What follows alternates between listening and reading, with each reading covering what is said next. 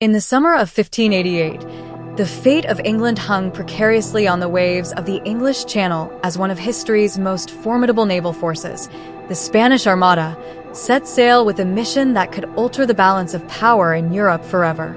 King Philip II of Spain, fueled by political ambition, religious fervor, and a personal vendetta against Queen Elizabeth I of England, assembled a fleet of unparalleled strength, a grand flotilla of 130 ships carrying over 30,000 men. This massive force was designed to crush England's naval power, overthrow its Protestant queen, and restore Catholic rule.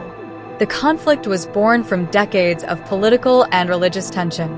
England's support of Protestant rebels in the Spanish-controlled Netherlands and its persistent raids on Spanish treasure ships by privateers like Sir Francis Drake enraged King Philip.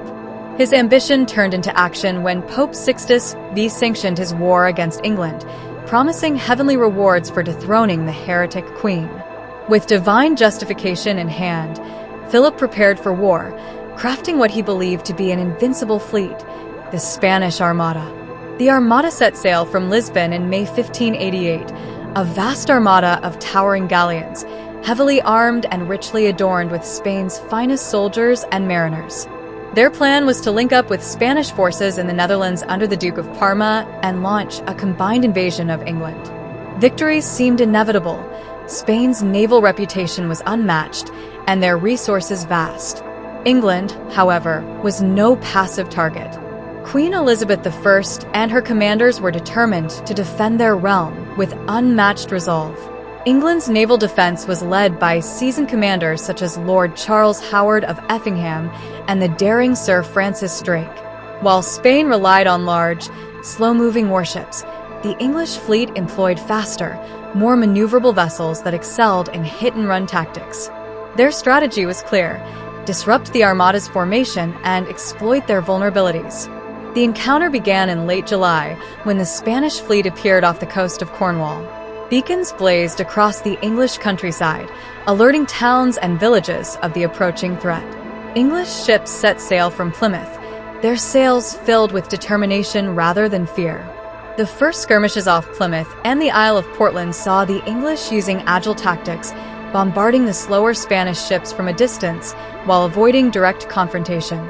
The English had another critical advantage: knowledge of the unpredictable and often brutal weather of the English Channel.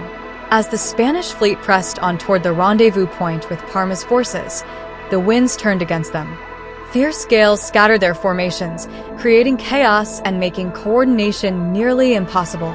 As tension mounted, the climactic battle took place off the coast of Gravelines on August 8, 1588. With the Armada anchored and vulnerable, the English launched a daring nighttime assault using fire ships, empty vessels set ablaze, and sent toward the clustered Spanish ships.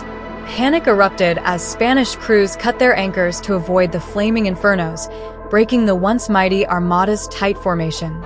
Seizing the moment, the English fleet unleashed a relentless barrage, capitalizing on the disarray.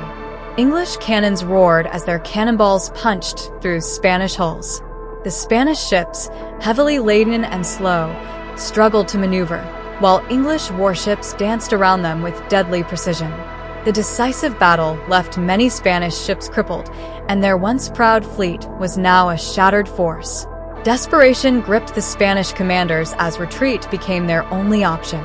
With the English fleet in pursuit, the remnants of the Armada were driven into the unforgiving North Sea.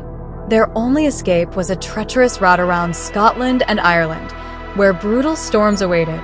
Ship after ship was wrecked on rocky shores, and thousands of sailors perished, victims of both battle and nature's wrath.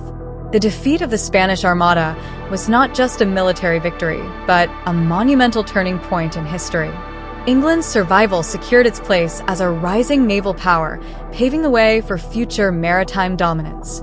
Queen Elizabeth I, adorned in battle armor, famously addressed her troops at Tilbury, proclaiming her undying commitment to her people with stirring words that resonated through the ages. "I know I have the body of a weak and feeble woman, but I have the heart and stomach of a king." For Spain, the loss marked the beginning of its slow decline as the world's dominant power. The once mighty empire faced financial strain, political unrest, and a diminishing grasp on its colonial possessions. Philip II's dream of conquering England had been shattered by a combination of English resilience, superior naval tactics, and the merciless power of nature.